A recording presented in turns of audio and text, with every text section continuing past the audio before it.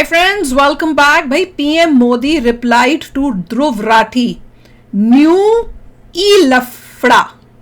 भैया मोदी जी जो है ना, छोटे मोड़ों के मुंह नहीं लगते हैं। उन्होंने ये उस टाइप से ध्रुव राठी को नहीं, वही जो हमने देखी थी उनकी जो इंटरव्यू थी उसमें उन्होंने सिर्फ स्टेटमेंट दी थी कि जो डिक्टेटर कहते हैं, उन्होंने उनका था भाई। और वो जितने भी ध्रुव राठीज हैं उनको सबको बता रहे थे। ध्रुव राठी जैसे जो लोग हैं कांग्रेस में भी बैठे हुए, देश के बाहर भी बैठे हुए, उनको बता रहे हैं और उनको बोल रहे हैं बेटा तुम रुक तो जाओ। चलो वीडियो शुरू करते हैं। वीडियो शुरू करने से पहले अगर आप चैनल पर नए हो और आपने अभी तक सब्सक्राइब नहीं किया तो जल्दी से पहले सब्सक्राइब के बटन और बेल आइकन को क्लिक कर लो ताकि आपको हमारे सारे न्यू वीडियोस के नोटिफिकेशन मिल जाए जैसे हम अपलोड करें। अगर आपको वीडियो पसंद आता है प्लीज लाइक एंड शेयर। चलिए शुरू करते हैं। मोदी जी वर्सेस ध्रुव राठी ई लफड़ा। यस, जोक नहीं कर रहा हूँ, ई लफड़ा हो गया है। ये जाट लोग इतना ई लफड़ा क्यों करते हैं रजत भाई? हाँ, एक तरफ कंगना मीम बन रही है, उसके बारे में आगे बात करेंगे, लेकिन मोदी जी ने मीम पे रिएक्ट किया है। ये कौन सा मीम है? लगता है मोदी जी मैंने नहीं देखा।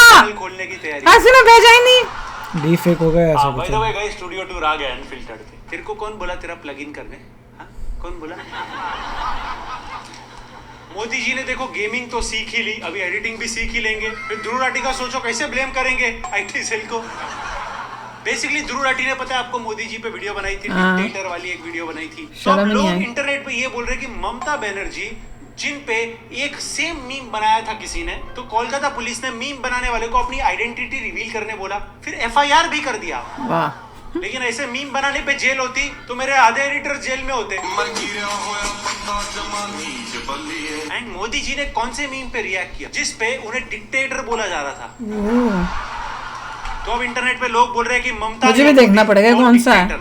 अब देखो मोदी जी ने चेकमेट कर दिया। भाई यार चेस का गेम खेल रहा है, कभी ध्रुव चेकमेट कर रहा है, कभी वहां से चेकमेट हो रहा है, कभी चेकमेट नहीं करता। Is nobody. अभी बोल रहा हूँ लफड़ा सेंट्रल पे आ जाओ, ऑफर स्टिल वैलिड। खबरें show but still got that खबरेज। खबरें शो पे आ जाओ। हाँ, सबसे बड़ा वो कांग्रेस बीटी में रहेगा कि साला मोदी जी पे मीम बनाया तो फायदा क्या? मोदी जी अगर चैनल बना के रिएक्ट कर दिए तो आपने देखा? ये मैंने नहीं देखा, याद देख रहा हूँ। लेकिन मेरा मानना है कि ऐसे मीम्स बनाने वालों को जेल मत भेजो यार। सोचो इन भाई साहब का, सोचो क्या होगा। हाँ भाई, अनफिल्टर्ड बंद हो जाएगा मेरा। बट अच्छा लग रहा है, मीम्स को इतना ज्यादा इंपॉर्टेंस दिया जा रहा है। पुलिस एफआईआर फाइल कर रही है, मोदी जी मीम होना चाहिए। तो बकवास कर रहे हैं उनको करना होना तो चाहिए action. This is not freedom of speech. देखो मैं यहाँ पे किसी की साइड नहीं ले रहा, मैं बस हंसाने का काम कर रहा हूँ। कंगना रनौत जैसे मैं भी कॉमेडियन हूँ।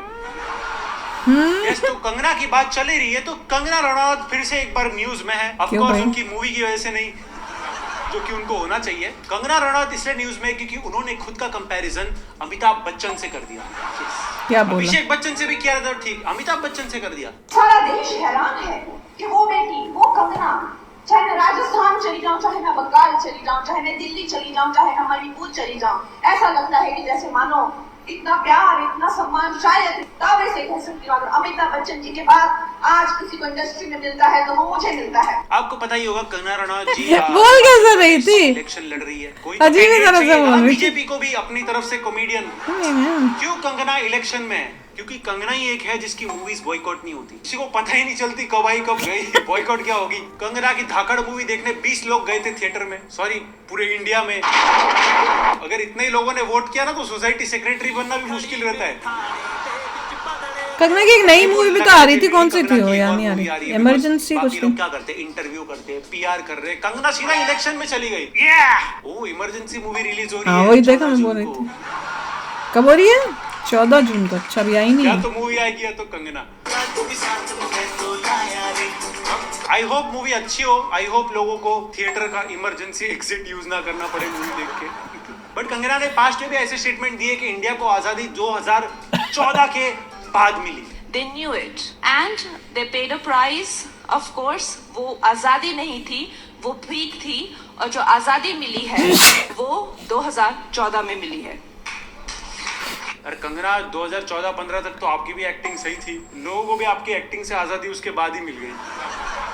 बट एटलीस्ट कंगना की स्पीचेस वगैरह एंटरटेनिंग तो है, अनलाइक उनकी फिल्म्स। All the best. अभी ये सब देख के मैंने सोचा कि आइसक्रीम खाकर मूड सही किया जाए, लेकिन गर्मी इतनी है कि वो ऐड होगी क्या? अब मैं आइसक्रीम सूप पी रहा हूँ। फ्रिज की ऐड है क्या?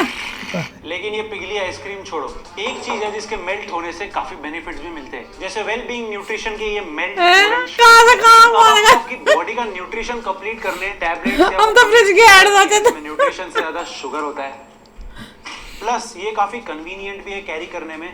इसको बस अपनी टंग पर रखना है एंड ये वहीं पर मेल्ट होकर आपकी ब्लड स्ट्रीम में एंटर करता है, और ये पिल्स और टैबलेट्स की तरह आपके गट में जाके स्टमक एसिड और एंजाइम से डाइजेस्ट नहीं होता, अभी तो बोला, डायरेक्टली मेल्ट होकर आपके ब्लड स्ट्रीम में जाता है। अब कोई ऐसे डेली एसेंशियल्स बनाए जो आपकी बॉडी को विटामिन्स कह रहा है, नरिश करे। इसमें बायोटीन और पंपकिन सीड का न्यूट्रिशन नहीं कोई चीज आ गई आप अपनी डेली नीड के हिसाब से आपको जो भी फ्लेवर पसंद है वो प्रोडक्ट आप इनकी रेंज में से ले सकते हो, एंड इनके सारे प्रोडक्ट्स www.wellbeingnutrition.com पे अवेलेबल है। उसके साथ Amazon, Flipkart एंड प्रोडक्ट का लिंक मैंने डिस्क्रिप्शन में दिया है। मेरा कोड यूज करना एडिशनल डिस्काउंट हरियाणा। और क्या हमारे एल्विश भाई फिर से मुसीबत में है? एल्विश भाई सांस नहीं लेते कि केस हो जाता है, दिक्कत हो जाती है। तो न्यूज ये आ रही है कि ईडी ने जंग छेड़ दी है एल्विश यादव के अगेंस्ट मनी लॉन्ड्रिंग के लिए। ये पहले कभी नारकोटिक्स, कभी एनिमल राइट्स, अभी ईडी। पहली बात मैंने एल्विश यादव और ईडी एक सेंटेंस में देखा, मैं डर गया, ये क्या हो गया? कुछ और होगा, हैं कुछ और है ना।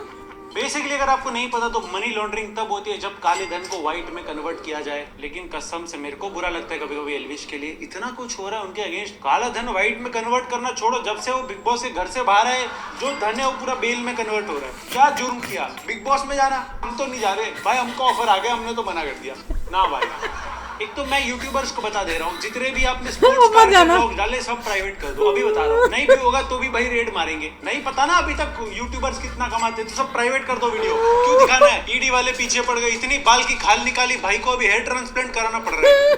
कुछ लोग कह रहे हैं हरियाणा का सीएम चेंज हुआ इसलिए एल्विश यादव पे इतने सारे केसेस हो रहे हैं, क्योंकि वो पिछले सीएम से मिले थे। कभी स्नेक वेनम का केस हो रहा है, कभी मनी लॉन्ड्रिंग का केस हो रहा है। किसी को पता है कि नहीं बेचारे ने, बट इस चीज से हमें सीखने क्या मिलता है? अगर आप क्रिएटर हो तो रेव पार्टीज और पॉलिटिकल पार्टीज दोनों से दूर है। नहीं, मुझे कभी कभी ऑनेस्टली लगता है कि कुछ ज्यादा ही अटैक किया जा रहा है एल्विश को। उन्होंने क्या किया? सिर्फ भाईचारा ऑन टॉप किया है। नाइफ क्यों बॉटम ला रहे हो उनकी? इधर एल्विश भाई के अगेंस्ट प्लेट पे प्लेट दी जा रही है, ये लो एक और केस, ये लो एक और केस। बट अगर आपको नहीं पता तो ईडी के केसेस बहुत ज्यादा हो चुके हैं देश में, लेकिन ये ईडी के केसेस भी बहुत ज्यादा है, क्योंकि 100-200 करोड़ जिसके पास रहते हैं ना उन पे होते ईडी के केस। कभी कभी लगता है इतने केसेस क्यों हो रहे? न्यूज वालों को भी व्यूज चाहिए क्या? मैं तो 5 रुपए का बस टिकट भी संभाल के रखता हूँ, ये दगेश समझ के मेरे को उठा के ना लेके जाए, मैं अलग हूँ। मैं बोल रहा हूँ ना, मैक्सटन ही पनौती है, जब से चाटे मारा तब से जिंदगी चाटे मार दी। ये मैक्सटन को हाथ मत लगाओ भाई, दूर रहो। बट आई जेन्युइनली होप के एल्विश यादव ना फंसे ये सब में, बिकॉज यार कम्युनिटी का आदमी है एंड वी डोंट वांट के ये सब में फंसे। अगर उन्होंने नहीं किया है तो, और अगर किया है तो हमेशा जैसे मैं बोलता हूँ सजा मिलनी चाहिए। बट आई जेन्युइनली होप ऐसा ना हो कि उनका एक क्लिकबेट रियल बन जाए। हाँ मतलब यार ये लास्ट वाला तो बड़ा शॉकिंग था कि एल्विश को अब ईडी ने भी पकड़ लिया है। अब ईडी के में आगे क्या लफड़े हो रहे हैं ये? ईडी तो बहुत बड़ी बात है। वही तो मैं तो हैरान हो गई हूँ कि अगर ईडी घुस गया इसमें तो इसका मतलब कोई है, कोई बहुत ही बड़ी बात है। मैं नो कितना सच है, पर कोई ऐसे थोड़ी ईडी ऐसे थोड़ी कोई घुस जाएगा। ईडी अगर आ गई है तो फिर तो कुछ ज्यादा ही होता है। लॉट ऑफ प्रूफ, उनके पास कुछ प्रूफ है, उनके पास कुछ चीजें हैं, पर लगा धक्का है सुनकर। बट ऐसा लग नहीं रहा, वी विल सी। नहीं मैं तो, मेरे को भी बड़ा अजीब सा लग रहा है कि भैया ऐसा क्या इतना। मोदी जी दुर्राटे वगैरह को कोई ऐसा दुर्राटी जैसे लोगों के लिए जेनेरिक कुछ उन्होंने बोला, कुछ जेनेरिक जो क्योंकि क्वेश्चन पूछा गया था, वो डिक्टेटर जैसे आप लोगों को बोल रहे हैं, क्योंकि ये कांग्रेस भी बोल रही थी बेसिकली, उस वजह से उन्होंने बोला था। और वो एक तरह से इनको यही बता रहे हैं पब्लिक को कि ऐसे पागलों के पीछे तुम जाओगे और इनको सुनोगे तो पागल तो तुम बनोगे ही बनोगे। क्योंकि जिसको डिक्टेटरशिप की मतलब ही नहीं पता वो बात कर रहा है। उसे को डिक्टेटरशिप देखनी है तो जाके रशिया जाके देख ले, या कोरिया जाकर देख ले, या चाइना जाके देख ले, और यही हरकत करे, फिर पता चलेगा नामो निशान इसका मिट जाएगा। ये तो इंडिया आकर ये सब बोल के वापस भी चला गया और इसका एक बाल भी नहीं बाका हुआ। और वहां उस देश में मोदी जी को बोल के गया और कहता है मोदी जी डिक्टेटर हैं। हद है बंदे की, IQ देखो। तो चलो एनीवे, अभी शेयर करना अपने थॉट्स। चलते हैं, मिलेंगे नेक्स्ट वीडियो में बहुत ही जल्द। Till then take care and bye bye. तो अगर आप मेरे इस चैनल पे नए हो तो जल्दी से सब्सक्राइब के बटन को हिट करो और बेल आइकन को क्लिक करो, ताकि आपको मेरा जब नया वीडियो मैं लगाऊं आपको उसके बारे में जल्दी से पता चल जाए।